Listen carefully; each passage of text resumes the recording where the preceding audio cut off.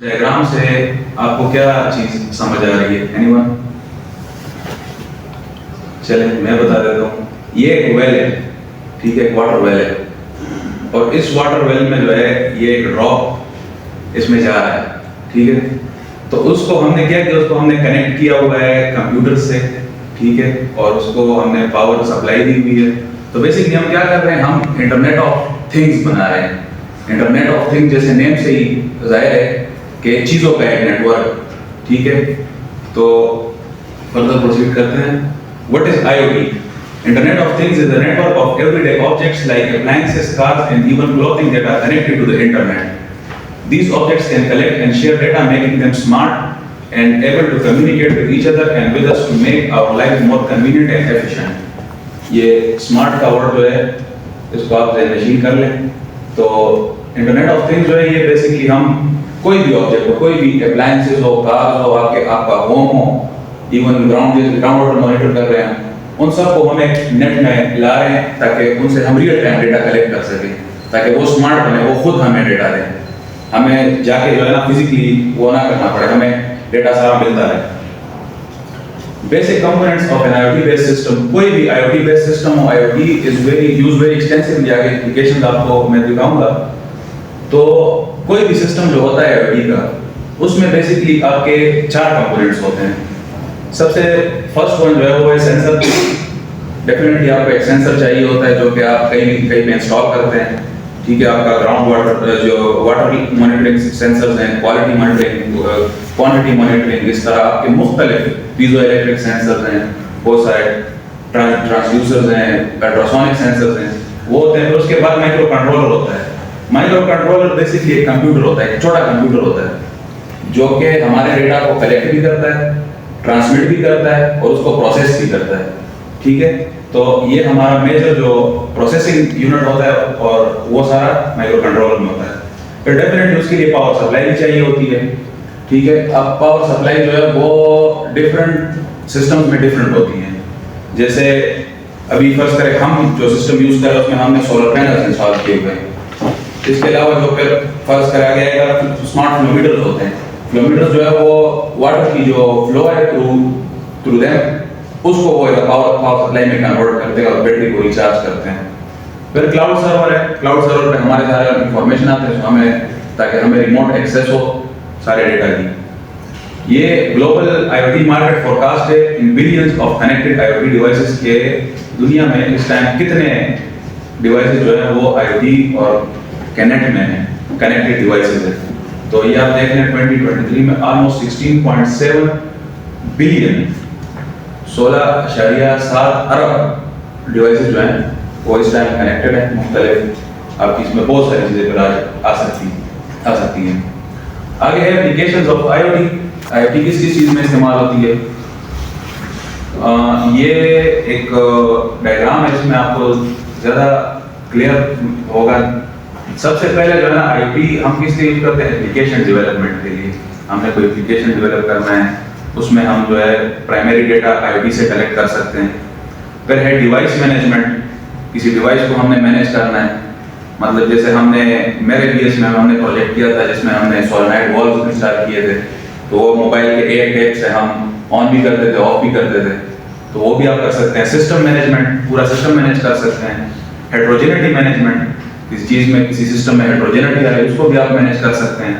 फिर data management है, data को आप मैनेज कर सकते हैं। एनालिटिक्स, डेटा एनालिसिस भी कर सकते हैं। Deployment management, monitoring management, visualisation और रिसर्च। ये काफ़ी सारे डोमेन्स हैं, ब्रॉड डोमेन्स हैं जिसमें आप IoT यूज़ कर सकते हैं। अच्छा, फिर ये एक एप्लीकेशन है बिल्डिंग एंड होम ऑटोमेशन। इसमें भी IoT यूज़ होती है। जैसे आपने देखा होगा आजकल स्मार्ट अप्लायंसेज आ गई हैं।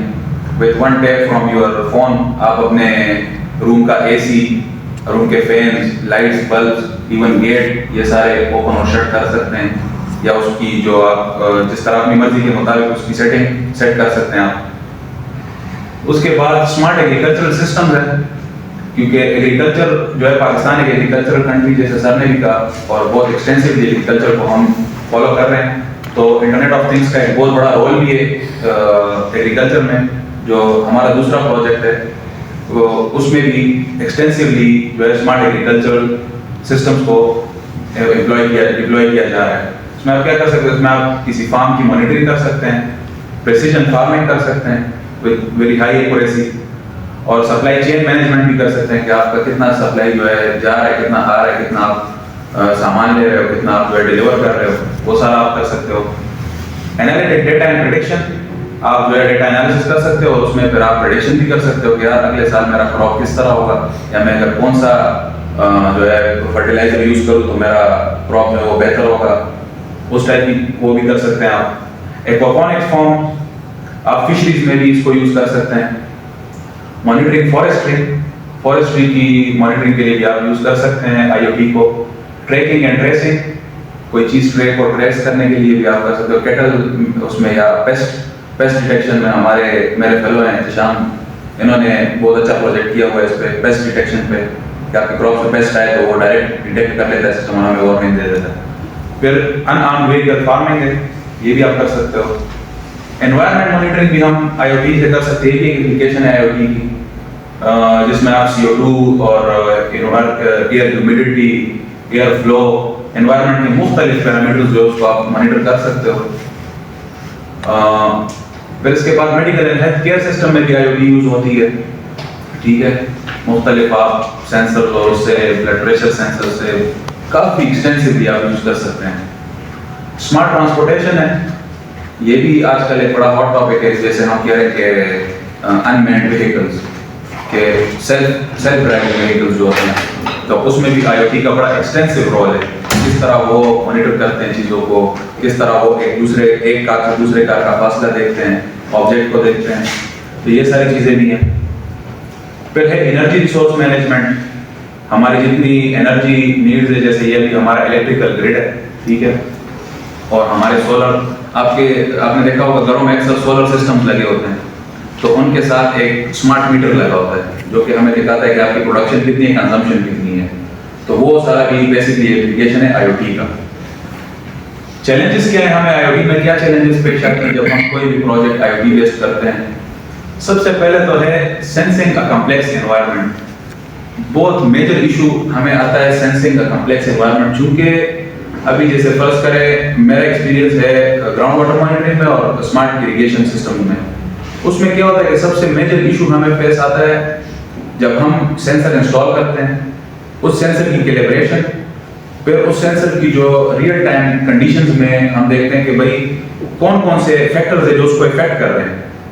बहुत सारे टाइम्स में इवन हमारे इस प्रोजेक्ट में हमने काफ़ी दफ़ा सेंसर डिप्लॉय किए हैं, सिस्टम डिप्लॉय किया है, हमें वैल्यू सही नहीं आ रही, हमने अपनी तरफ से पूरी कैलकुलेशन एवरीथिंग सही की है, वो फिर बाद में हमें जाके पता चला कि उसमें कोई अननोन कोई नया फैक्टर आ गया, फिर उसको हमने सर्च किया, हमने देखा है क्या इशू है क्या।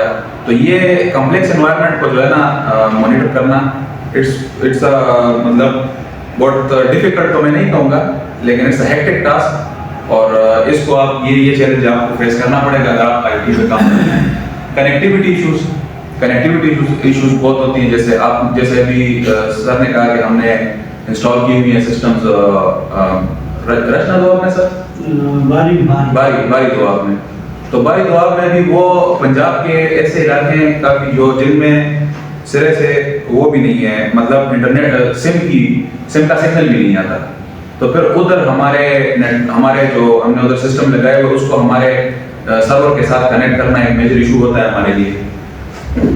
उसके बाद पावर है, पावर सप्लाई के इश्यूज बहुत आते हैं, आपकी पावर सप्लाई जो है वो काफ़ी टाइम आपका इनफ नहीं होता, या जो आपका फर्स्ट करे ऑन अ रेनी डे आपका सोलर पैनल जो है वो काम नहीं कर पाता, तो पावर के इश्यूज हमारे पास आते हैं।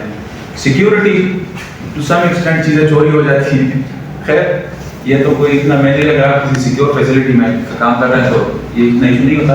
Complexity of the system itself, आप देखते हैं कि जितना आपका सिस्टम ज़्यादा आप चीज़ों को देख रहे, ज़्यादा मॉनिटर करें, मतलब आप जो है मॉनिटरिंग भी कर रहे हैं, साथ आप डेटा एनालिसिस भी करें साथ, तो आपकी सिस्टम की कॉम्प्लेक्सिटी बढ़ती रहती है, फिर उसको आप किस तरह टैकल करते हैं, तो ये भी एक चैलेंज होता है। और फिर है क्लाउड, तो क्लाउड सर्वर्स, और फिर मतलब आप जो है इंडिजिनस डोमेन्स पे जाते हैं, आप अपना डोमेन खुद वो करते हैं, बनाते हैं, या फिर कोई क्लाउड सर्वर बाय करते हैं, तो वो भी एक सेल्फ एक चैलेंज होता है। अच्छा, integration of IoT in water resources management आज का जो हमारे प्रेजेंटेशन का क्रक्स है बेसिकली, कि हम आईओटी को किस तरह वाटर रिसोर्सेज मैनेजमेंट में इंटीग्रेट करते हैं, किस तरह हम यूज करते हैं आईओटी को फॉर वाटर रिसोर्सेज मैनेजमेंट। सबसे पहले वाटर रिसोर्सेज मैनेजमेंट होता क्या है? Water resources management refers to the planning, development, distribution and sustainable use of water resources to meet various human, environmental and economic needs। Name से ही जाहिर है कि हमारे पास जो वाटर की रिसोर्सेज अवेलेबल है, वो ग्राउंड वाटर है या आपके रिवर्स हैं या आपके डैम्स हैं, व्हाटएवर, उसको हम किस तरह प्लानिंग करें, उसकी हम डेवलपमेंट करें और डिस्ट्रीब्यूशन करें और सस्टेनेबल यूज में उसको लाएं। ताकि सस्टेनेबल यूज क्या होता है कि हमारे पास हमें वफर मिकदार में पानी अवेलेबल भी हो, हमें शॉर्टेज भी ना फेस हो, और हमारा जो है पानी की हमें जो हमारा रिजर्वायर है वो भी इफेक्ट ना हो, वो भी इंडेंजर ना हो, तो उसको हम वाटर रिसोर्स मैनेजमेंट कहते हैं। फिर वाटर रिसोर्स मैनेजमेंट को हम डिफरेंट फील्ड्स में यूज करते हैं, जैसे ड्रिंकिंग पर्पसेस के लिए, we all drink water, it's a basic need, agriculture, industry, energy generation and ecosystem preservation, इन सब में जो वाटर का बहुत एक्सटेंसिव किरदार है, सब में वाटर मैनेजमेंट की हमें जरूरत पड़ती है। और फिर इसके बाद एक addresses the challenges posed by factors such as population growth, climate change, pollution and environmental conservation. ये सारे चैलेंजेस जो हैं उसको हम वाटर रिसोर्स मैनेजमेंट के अम्ब्रेला के अंडर कंसिडरेशन में लाते हैं। ये देखिए एक छोटा सा स्लाइड है, बड़ा सिंपल सा डायग्राम है, पूरे वाटर रिसोर्स मैनेजमेंट को इन 3 ड्रॉप्स में इन्होंने वो किया हुआ है, कंसाइज किया हुआ है। सबसे पहले क्या है, आपको एक क्लाउड नजर आ रहा है, उसमें से जो है बारिश हो रही है और नीचे एक रिवर है। तो ये क्या, ये हमारे हाइड्रोलॉजिकल साइकिल को किस तरह जो है हमारे पास जो इवापोरेशन होती है, इवापोट्रांसपायरेशन होती है, जो नेचुरल प्रोसेसेस होते हैं, उसको हम एक डोमेन हमारा वो होता है हाइड्रोलॉजी बेसिकली। फिर है हमारे पास ये एक टैप लगा हुआ है, साथ में एक पाइप है, ठीक है, और पाइप से पानी आ रहा है। तो ये हमारे यूज को डिपेक्ट कर रहा है कि हमारे वाटर के जितने यूजेस हैं, चाहे वो आप एक घर में पानी यूज करते हैं आपकी कुकिंग के लिए, तो क्लीनिंग के लिए, व्हाटएवर, और या अगर आप इंडस्ट्री में आप यूज करते हैं, जैसे पावर, बड़े बड़े हाई वो होते हैं, पावर हाउसेज होते हैं, उसमें आपकी वाटर, न्यूक्लियर पावर प्लांट्स में आपकी वाटर की बड़ी जरूरत पड़ती है, वो भी। और फिर हमारे पास है सीवेज डिस्पोजल, जो हमने सीवेज डिस्पोजल करना होता है, वो भी एक डोमेन। तो ये पूरा वाटर रिसोर्स मैनेजमेंट 3 ड्रॉप्स में वो किया गया है। अच्छा, फिर है स्मार्ट इरिगेशन सिस्टम। अब फर्स्ट एप्लीकेशन आ गई आईओटी की इन वाटर रिसोर्सेज मैनेजमेंट। तो एक स्मार्ट इरिगेशन सिस्टम होता क्या है? An IoT smart irrigation system is a technology that uses the Internet of Things to efficiently manage and control the watering of plants, crops and lawns. Basically हम क्या करते हैं, name से ही जाहिर है कि हम इरिगेशन को स्मार्ट बनाने की कोशिश करते हैं कि हमारा जो इरिगेशन है उसमें लॉसेस कम से कम हो और उसमें हमारा जो सप्लाई है जो वो बिल्कुल एडिक्वेट हो, और जितना क्रॉप की नीड है उतना ही उसको वाटर सप्लाई और एक्सेसिव सप्लाई से हम बच सकें। तो ये आप देख सकते हैं, ये एक डिपिक्शन की गई एक स्मार्ट इरिगेशन सिस्टम की। अब सबसे पहले क्या है, ये हमारा जो है माइक्रो कंट्रोलर है, ठीक है, उसके साथ एक वेदर स्टेशन लगा हुआ है, और ये वेदर स्टेशन भी बेस्ड ऑन आईओटी, जो कि हमें वेदर का डेटा बताता है कि आपकी मतलब ह्यूमिडिटी, रेनफॉल, इवापोरेशन, इवापोट्रांसपायरेशन, ये सारी चीजें बताता है हमें। फिर हमारे पास ये माइक्रो कंट्रोलर है जो कि हमारे पास डेटा को प्रोसेस और मतलब कैच करता है, कलेक्ट करता है, फिर ट्रांसमिट करता है। और ये हमारे पास आप देखें तो ये सेंसर लगा हुआ है। अब इधर मैंने लिखा हुआ है कि हमने सॉइल मॉइस्चर सेंसर यूज किया हुआ है। क्या कर रहे हैं, सॉइल की मॉइस्चर को वो मॉनिटर कर रहे हैं कि सॉइल का मॉइस्चर हमारे पास कितना है, सॉइल को पानी की जरूरत है नहीं है, हर क्रॉप की अपनी नीड्स होती हैं, तो उस हिसाब से। फिर क्या, इंडिपेंडेंट ऑटो वाटरिंग सिस्टम। फिर इस सिस्टम को इन्होंने, इस सेंसर को और इस पूरे सिस्टम को इन्होंने ऑटोमेट किया हुआ है। किसके साथ? वाटरिंग सिस्टम के साथ। वाटरिंग सिस्टम्स आपके डिफरेंट हो सकते हैं। आपकी ड्रिप इरिगेशन हो सकती है, स्प्रिंकलर इरिगेशन हो सकती है, उसमें आपकी जो है आप वाया ट्यूबवेल पानी दे सकते हैं उसको। या जो है आपको कैनाल इरिगेशन कर सकते हैं। तो उसको हमने इंडिपेंडेंट बनाया हुआ है। वो जब सेंस करता है कि हमारे पास मॉइस्चर एक सर्टेन लेवल से कम है, वो खुद ब खुद स्टार्ट कर देता है, या गेट ओपन कर देता है या वॉल ओपन कर लेता है, तो आपकी जो है वाटर सप्लाई स्टार्ट हो जाती है क्रॉप को। फिर जब एक सर्टेन पोजीशन पे हमारा क्रॉप हमारी सॉइल मॉइस्चर पहुंच जाती है, जैसे हमने इस पे काम किया था तो हमने 45% सॉइल मॉइस्चर को बेंचमार्क रखा था कि 45% पे हमें वो मिल जाए सॉइल मॉइस्चर की कंडीशंस, तो बस हमारा सिस्टम खुद ब खुद ऑफ हो जाए। तो 45% वाटर जो है वो बेसिकली वीट का विल्टिंग पॉइंट है, उससे ज़्यादा अगर वीट को पानी मिले तो हमारे वीट की जो रूट्स है वो फिर उसमें फंगस लगने का खतरा होता है। तो 45% पे हमने जो है अपर वैल्यू को रखा हुआ था, 15% पे हमने डेड वैल्यू रखी थी। तो 15% से अगर हमारा मॉइस्चर कम होता था तो सिस्टम खुद ब खुद ऑटोमेटिकली स्टार्ट हो जाता था, और हमें जो है मोबाइल से वो अलर्ट भी आ जाती थी और उसको हम ऑटोमेटिक खुद भी ऑन ऑफ कर सकते थे। उसके बाद नेक्स्ट जो है वाटर लेवल मॉनिटरिंग, जो अभी हम जो काम कर रहे हैं, जिस पर हम वर्क कर रहे हैं। वाटर लेवल मॉनिटरिंग जो है, water level monitoring using the IoT involves the use of sensors and connected devices to measure and transmit data about water levels in various applications such as rivers, lakes, reservoirs, flood monitoring, groundwater wells and tanks. Water level जो है वो आप बहुत सारी चीज़ों में monitor कर सकते हैं, जिसमें आप अगर फर्स्ट करें, आप एक डोमेस्टिक लेवल पे प्रोजेक्ट करें कि हमारी जो डोमेस्टिक यूज है उसको हम मॉनिटर करें कि कितना पानी हमारा यूज हो रहा है, तो आप अपना IoT का सिस्टम और सेंसर्स आप अपने घर के वाटर टैंक में इंस्टॉल कर सकते हैं। या अगर आप जो है कोई सोसाइटी, हाउसिंग सोसाइटी है और वो चाहते हैं कि हमारे पास जो बड़ा हमारा जो सप्लाई का टैंक होता है उसमें भी, तो वो भी यूज कर सकते हैं। फिर इसके अलावा आप रिवर्स में भी यूज कर सकते हैं, अल्ट्रासोनिक सेंसर्स आप लगा के, उसके लिए आप फ्लड प्रिडिक्शन भी कर सकते हैं आगे आएगा। तो इन चीज़ों में हम वाटर लेवल्स को मॉनिटर करते हैं। और एडवांटेजेस का क्या होता है IoT based water level monitoring systems का? एक तो हमें रियल टाइम डेटा मिल रहा होता है। पहले जैसे ट्रेडिशनल मेथड तो ये है कि हम जाके वाटर लेवल साउंडर या कोई ऑब्जेक्ट या कुछ वेल में इंसर्ट करते हैं, फिर हम देखते हैं कि उसका वेल क्या फिर नापते हैं उसको, तो उसके लिए आपको फिजिकल जाना भी पड़ता है। फिर वो डेटा आप एक दफ़ा ले लो तो फिर आपको तो डेफिनेटली वापस भी आना पड़ेगा। तो वो डेटा बस टाइमली डेटा होता है ना, इंस्टेंट डेटा होता है, रियल टाइम नहीं होता। जबकि हमारा जो हम सिस्टम बना रहे हैं वाटर लेवल मॉनिटरिंग का, वो हमें रियल टाइम डेटा शो कर रहा है। आगे आपको इंशाल्लाह मेरे फेलो इत्तिशाम दिखाएंगे भी, जो कि अभी हमने सिस्टम इंस्टॉल किया, उनका डेटा भी हमारे पास आ रहा है। तो वो एक तो ये बात होगी, एडवांटेज होगी। सेकंड है रिमोट एक्सेस। हमें रिमोट एक्सेस मिलता है अपनी जो सिस्टम हमने डिप्लॉय किया है, और साथ में हम जो हमारा वाटर लेवल या जो हमारा रिसोर्स है उस तक भी हम रिमोटली जो है एक्सेस हासिल करते हैं। हमें पता चल रहा होता है कि इस टाइम हमारा लेवल कितना बढ़ रहा है, कितना कम हो रहा है। ठीक है। फ्लड प्रेडिक्शन है। वाटर लेवल मॉनिटरिंग जो है, अगर आपके लेवल सडनली राइज होना शुरू हो जाए तो उसमें भी आप फ्लैश फ्लडिंग को डिटेक्ट कर सकते हो।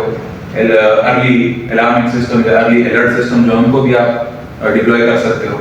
वो भी है कि वाटर रिसोर्सेज मैनेजमेंट, आपको आपकी रिसोर्सेज का एक्यूरेटली पता होता है कि मेरे पास कितना पानी अवेलेबल है, कितने रिसोर्स है, तो उसको आप एक्यूरेटली मैनेज कर सकते हो। और इंफ्रास्ट्रक्चर मेंटेनेंस, आपका जो इंफ्रास्ट्रक्चर है, जैसे वाटर के वेल्स हैं, मोर देन 4000 वेल्स हैं वाटर के, तो वो सारा इंफ्रास्ट्रक्चर जो है वो उसकी मेंटेनेंस वो भी आपको पता चल जाती है कि कौन से वेल की क्या कंडीशन है मेरे पास। उसके बाद जो थर्ड एप्लीकेशन है वो है वाटर क्वालिटी मॉनिटरिंग। वाटर की क्वालिटी, क्वांटिटी को तो हमने मॉनिटर कर लिया।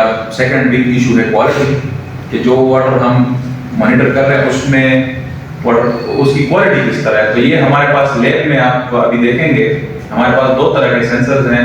एक TDS है, टोटल डिसॉल्व सॉलिड्स, और एक हमारे पास है टेम्परेचर।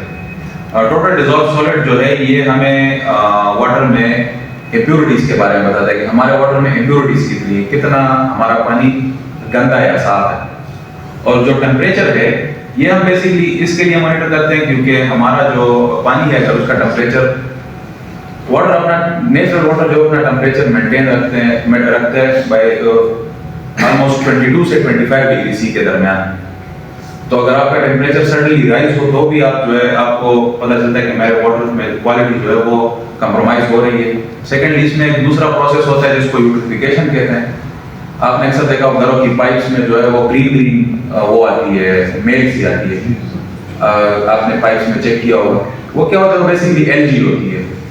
और एलजी क्यों होती है? आपके घरों में जो पाइप लगे होते हैं उस पर कॉन्स्टेंटली सनलाइट पड़ रही होती है, तो वो गर्म होते हैं, वाटर का टेम्परेचर राइज होता है, तो वाटर के टेम्परेचर के राइज की वजह से उसमें यूट्रोफिकेशन होता है और एलजी ग्रोथ होता है, तो वो भी हमारे क्वालिटी को इफेक्ट है, इसलिए हम टेम्परेचर को भी मॉनिटर करते हैं। फिर इसमें मतलब इसमें आप बहुत सारी चीजें, वाटर क्वालिटी के जितने पैरामीटर्स हैं सबको आप मॉनिटर कर सकते हैं।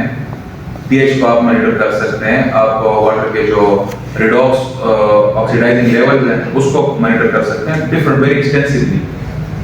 ये हमने जो हम जो खुद इधर सिस्टम हमने डिप्लॉय किया हुआ है उसका डेटा है। ये हमारे पास डिग्री सी में टेम्परेचर आ रही है।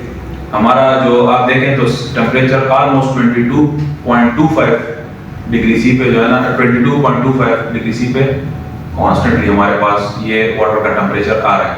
अब इधर आप देखें तो इधर हमारे पास एक सडन राइज आया है, ठीक है। तो ये जो आपके पास एनॉमली आई है, इसको फिर हम देखते हैं कि हमारे पास हमारे वाटर की क्वालिटी पे इसका क्या असर है और ये क्यों आई है, ठीक है। तो इट मे बी के ऊपर से जो है सरफेस वाटर चला गया वेल में। सरफेस वाटर अगर आपका वेल में चला गया तो उसकी सरफेस का टेम्परेचर और अंडरग्राउंड वाटर का टेम्परेचर डिफरेंट होता है, उसकी वजह से एक चेंज आ सकता है। या जो है आपकी कोई और रीजन हो सकती है, इसको फिर हम देखते हैं कि हमारे क्वालिटी का पैरामीटर ये क्यों ब्रीच हुआ है। उसके अलावा ये टीडीएस है, total dissolved salt in parts per million, ठीक है। अभी आप देखें ये जो डेटा हमने मॉनिटर किया, ये हमने जुलाई में मूनसून सीजन में मॉनिटर किया है।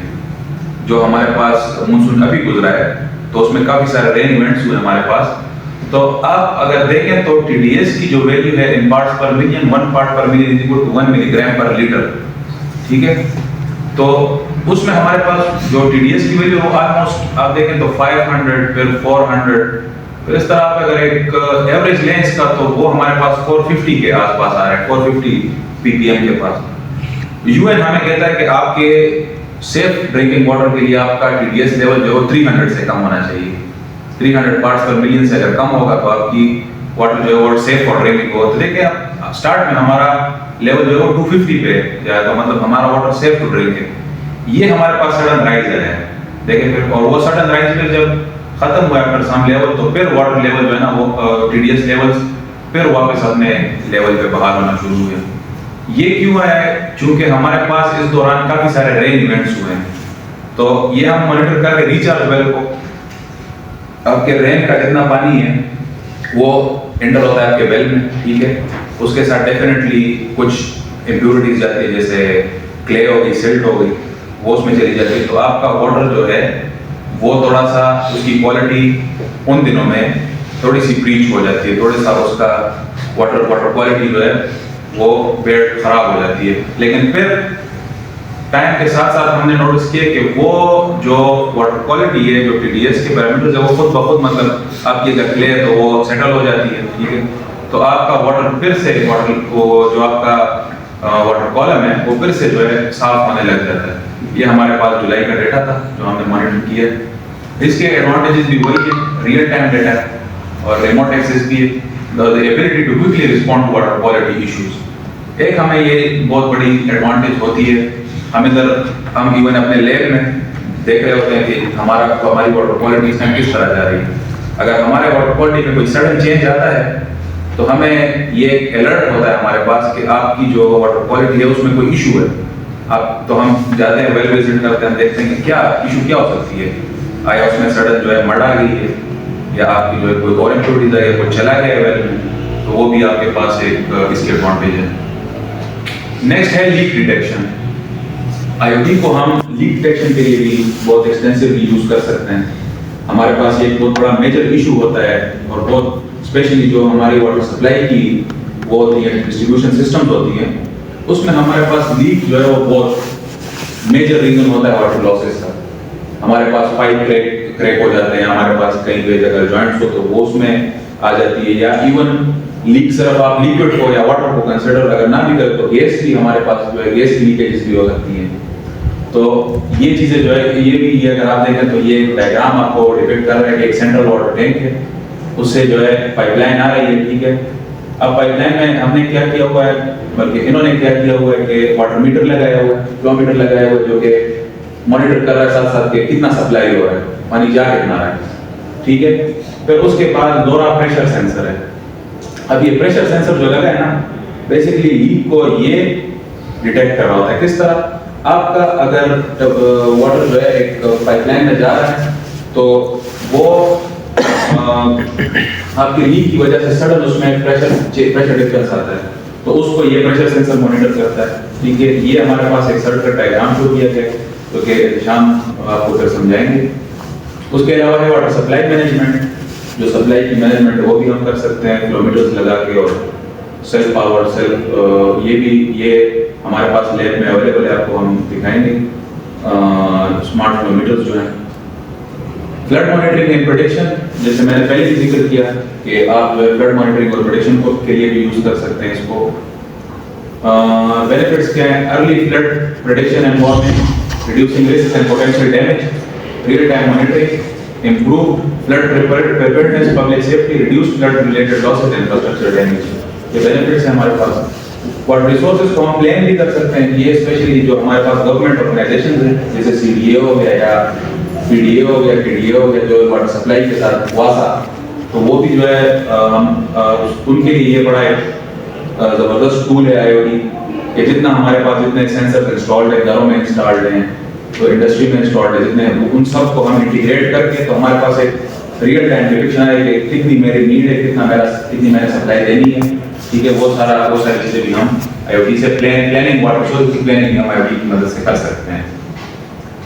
फिर ये इसके बेनिफिट्स हैं, काफ़ी सारे बेनिफिट्स हैं। Real time data, efficient water resource allocation, water conservation, enhanced agricultural productivity, cost reduction, improved resilience of water infrastructure, data driven decision making, remote accessibility, enhanced public health protection. ये slide जो है हमारे पूरे stock का वो है, water conservation is the ultimate goal. Water को conserve करना है हमें, वेस्टेज से बचाना है। ये सारे जितने भी काम हो रहे हैं ये सब हम वाटर कंजर्वेशन के लिए कर रहे हैं। अच्छा, व्हाट डू वी डू, हम क्या करते हैं, हमसे मुराद हमारा रिसर्च ग्रुप क्या करता है। मैं सुपरवाइजर खानदेव साहब, मैं और एहतिशाम साहब हमारे इलेक्ट्रिकल डिपार्टमेंट को मैनेज करते हैं। शहीर भाई हमारे CS डिपार्टमेंट को कंप्यूटर साइंस के डेटा एनालिसिस और मशीन लर्निंग के सारे उसको मैनेज करते हैं। तो ब्रीफली मैं आपको अपने काम के बारे में बताता हूँ कि हम इधर क्या करते हैं। मैंने जब फॉर रिचार्ज मुझे सर ने इन्फॉर्म किया था कि आप में से इनका बोलते हैं ना, मैंने जब फॉर रिचार्ज पे आप काम करेंगे, तो मैंने जब फॉर रिचार्ज होता क्या है, मैंने basic concept of manage for recharge is the same as the traditional rain water harvesting. Rain water harvesting के बारे में आपको पता है, कोई आइडिया है? यू गाइस, कोई आइडिया है आपको?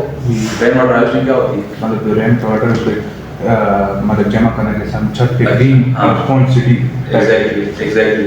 तो ये भी सेम ही कॉन्सेप्ट है, but instead of storing the storm water in a tank, it is directed to a recharge well which in turn recharges the groundwater aquifer।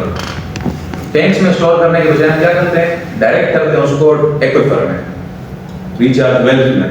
तो उससे क्या होता है, उससे हमारा जो ग्राउंड वाटर एक्विफर है वो रिचार्ज हो रहा होता है, डिप्लीशन को हम बेसिकली टैकल कर रहे होते हैं। और ये जो रेन वाटर हार्वेस्टिंग की डेफिनेशन है, ठीक है। ये डायग्राम है आपके पास, तो डायग्राम को आप देखें। ये देखिए जी, ये एक रिचार्ज वेल ये लगा हुआ है, ये क्या कर रहा है, ये जो सैंडस्टोन एक्विफर है ना, हमारे पास डिफरेंट एक्विफर होते हैं डिफरेंट लेवल्स पे। ये देखिए, ये हमारे पास लाइमस्टोन में एक्विफर है, एक सैंडस्टोन में, फिर ऊपर क्ले, ठीक है। फिर ये सरफेस है आपका वाटर टेबल, जो है आपका वाटर टेबल इधर, ये आपका वाटर टेबल लाई कर रहा है इधर, ठीक है। फिर ये जो है, एक तो हमने वेल्स के जरिए वो किया हुआ है, फिर हमने चैनल आपको नजर आ रहा है, स्मॉल चैनल्स जो है, तो ये भी हमारे पास वाटर सॉइल को वो कर रहा होता है, रिचार्ज कर रहे होते हैं। फिर हमारे पास ये एक लेक है, पॉन्ड है, तो पॉन्ड का जो रिचार्ज का सिस्टम है, ये भी Pakistan council for research in water resource PCRWR ने राजस्थान में ये पॉन्ड्स बनाए हुए हैं रिचार्ज के लिए, ठीक है। तो ये सारा मैनेजमेंट फॉर रिचार्ज का एक आपको वो डिपिक्ट हो रहा है कि किस तरह मैनेजमेंट फॉर रिचार्ज काम करता है। फिर ये हमारे पास जो इधर जो PCRWR के जो वेल्स हैं, जिस पे आप इंशाल्लाह काम भी करेंगे, इसमें मैं भी काम कर रहा हूँ, उनका एक डायग्राम जो उनका बेसिक लेआउट है वो मैंने बनाया हुआ है, किस तरह का लेआउट किया गया है। सबसे पहले आप देखें तो ये हमारे पास एक वाटर वेल है, कॉलम है, ठीक है, और होल है, ठीक है, वो की गई है। ऊपर से जिसको केप लगा हुआ है, बंद होता है, और ये साथ में 8 फुट बाई 8 फुट, इसके साथ अभी डायमेंशन में नहीं देखें, 8 फुट बाई 8 फुट रेक्टेंगुलर, ये हमारे पास एक 8 फुट बाई 8 फुट का जो है मैदान सा स्टेज सा होता है। वो स्टेज क्या होता है बेसिकली, वो पोरस मीडिया होता है हमारा। पोरस मीडिया इसलिए फिल्ट्रेशन के लिए, जो पानी उधर जमा होगा वो उस मीडिया से पास होके तो आपका साफ पानी जो फिल्टर्ड पानी वो आपके एक्विफर में रिचार्ज होगा। तो सबसे पहले क्या होता है, पोर सैंड होता है, उसके बाद क्रश्ड स्टोन होता है, फिर लूज बोल्डर होता है। इन सब से पास होके आपने वाटर ट्रीटमेंट भी पढ़ा होगा, आपकी वाटर सप्लाई कोर्सेज में आया होगा वाटर ट्रीटमेंट। ये बेसिकली हम वाटर ट्रीटमेंट का प्रोसेस कर रहे हैं, ठीक है। वो इस टैंक में जमा होता है, 2x2 का नीचे एक टैंक बना हुआ है, और वो टैंक कनेक्टेड है हमारे वेल के साथ, तो उसमें से पानी हमारे वेल में जाता है, और हमारे वेल का जो वो है रिचार्ज हो रहा होता है साथ साथ, ठीक है। The MAR system is a decentralized multifunctional infrastructure. It augments the water supply, substitutes high quality drinking water, and lessens storm water runoff, a significant cause of flooding and water pollution in many parts of the world. इस पे लकीमरवत में भी sir एक project हुआ है जो हमने discuss भी किया था आपके साथ। तो उन्होंने बेसिकली ये स्टॉर्म वाटर जो है ना, स्टॉर्म रन ऑफ जो है, इसको लेसन करने के लिए भी वो रिचार्ज को डाइवर्ट किया। तो ये भी एक मैनेजेबल टू रिचार्ज का ये भी यूज हो सकता है एप्लीकेशन। फिर smart ground water monitoring for validation of manageable to recharge, जो हमारा सिस्टम है जो हमने इंडिजिनसली बनाया हुआ है, जिस पे हम काम कर रहे हैं, वो है ये। आप देखें तो ये हमारा सेंसर है, पीजो इलेक्ट्रिक सेंसर है, जो कि प्रेशर को मॉनिटर करके फिर हमें वोल्टेज में सिग्नल्स देता है। शाम साहब आपको समझाएंगे डिटेल से। वो हमें हमारा जो है वो सिग्नल ट्रांसमिट करता है किसको, ये हमारा माइक्रो कंट्रोलर है, हमारा प्रोसेसिंग यूनिट ये है माइक्रो कंट्रोलर। ये जो है हमारे ये पावर्ड है बाय सोलर पैनल से इसको पावर मिलती है, और ये डेटा ट्रांसफर करता है हमारे क्लाउड पे, ठीक है। ये हमारे क्लाउड का इंटरफेस है थिंगस्पीक का। थिंगस्पीक पे हमारे पास इस तरह ग्राफ्स की शक्ल में भी डेटा आ रहा होता है, और साथ में हमारे पास एक्सेल के फाइल के पैकेट्स भी बन रहे होते हैं, CSV फाइल। तो ये CSV फाइल का भी मैंने वो लगाए हुए साथ स्क्रीनशॉट। इसमें हमारे पास जो है आपका वाटर लेवल आता है, TDS आता है, टेम्परेचर आता है, और बैटरी की वोल्टेज हमें शो हो रही होती है कि बैटरी कितने वोल्ट्स पे भी चल रही है, ठीक है। और साथ में डेट और टाइम भी हमें शो हो रहा होता है कि किस डेट किस टाइम पे कौन सा डेट है। तो डिटेल डेटा आपने देखना है तो आप इधर से देखते हैं, और अगर आपने फॉर द टाइम भी वो करना है तो डायरेक्ट एक्सेस आपको इधर से मिल जाती है, ठीक है। कैलिब्रेशन प्रोसीजर है, ये भी आपको हम फील्ड में करके दिखाएंगे। कैलिब्रेट जो मैंने आपको पहले जिक्र किया, जैसे कि कंप्लेक्सिटी ऑफ द कंप्लेक्सिटी जो होती है किसी भी कॉम्प्लेक्स एनवायरनमेंट को सेंसिंग करने के लिए जो हमारे पास एक कंप्लेक्सिटी उसमें है, उसको हम किस तरह टैकल करते हैं।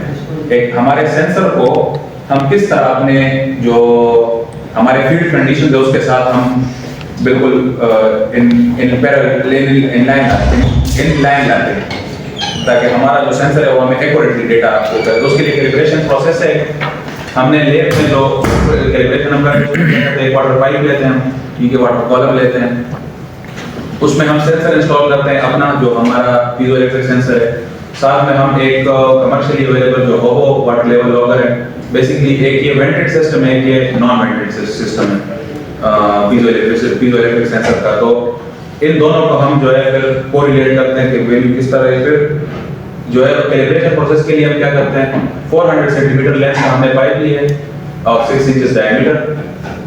पाइप को पहले हमने ड्रेन किया, फिर हमने स्लोली इनलेट वाल्व को ओपन किया। कितना ओपन किया है, 1 मिनट पर लेयर, 1 मिनट के लिए हमने छोड़ा है खुला, पानी आया 1 मिनट, फिर हमने क्लोज कर दिया। जब क्लोज कर दिया कितना, 2 मिनट्स के लिए हमने उसको क्लोज कर दिया। साथ में हम अपनी सिस्टम में वोल्टेज की रीडिंग देख रहे हैं कि हमारे पास वोल्टेज की रीडिंग कितनी आ रही है, सिस्टम कितना स्टेबल वैल्यू दे रहा है हमें, ठीक है। फिर इस तरह हमने जो है इंक्रीज करते गए और वोल्टेज की वैल्यूज को हम प्लॉट करते हैं किसके साथ, अगेंस्ट हमारा जो हाइट है, जो कॉलम है, कॉलम की हाइट के साथ। तो वो क्या हो रहा है, बेसिकली हम सेंसर को कैलिब्रेट कर रहे हैं वोल्टेज को हम चेंज करें वाटर लेवल में, ठीक है, वाटर लेवल के डेटा के लिए। तो ये कैलिब्रेशन प्रोसीजर। सिमिलरली टेम्परेचर और टर्बिडिटी सेंसर जो है उसके लिए हमने क्या किया था कि हमने वाटर की सैलिनिटी को इंक्रीज किया था, इम्प्योरिटीज को इंक्रीज किया वाटर में, और साथ साथ देखा कि हमारा सेंसर कितना डिफरेंस आ रहा है उसमें, और साथ में टेम्परेचर के लिए हमने पानी की जो टेम्परेचर है उसको इंक्रीज किया था। Question and answers, I am open to question and answer and discussion please.